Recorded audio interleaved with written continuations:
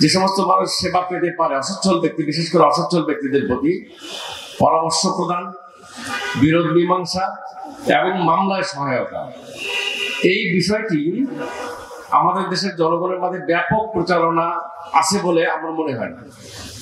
এজন্য জনগণের উপকারার্থে সরকার এই প্রসঙ্গে বাজেট নির্ধারণ করবেন এবং ব্যাপক প্রচারণার মাধ্যমে, আপোষের মাধ্যমে ন্যায় বিচার নিষ্পত্তি করার উদ্দেশ্যে আমাদের এই জনবল কাঠামো বৃদ্ধি, লিগ্যাল এড অফিসে এবং প্রচারণা এই পদক্ষেপ গ্রহণ করবেন।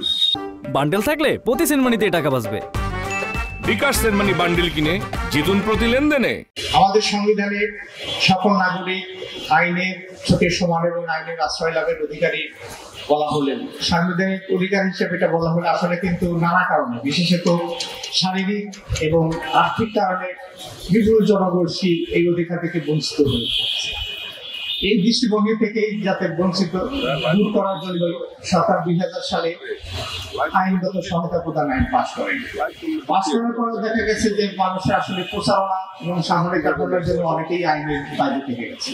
তার জন্য ইউনিয়ন থেকে জেলা পর্যায় পর্যন্ত এবং চৌকি আদালত থেকে সুপ্রিম কোর্ট পর্যন্ত কমিটি গঠন করে এই আইনের সুফল যাতে মানুষের মাঝে পৌঁছে যায় তার চেষ্টা করা হচ্ছে।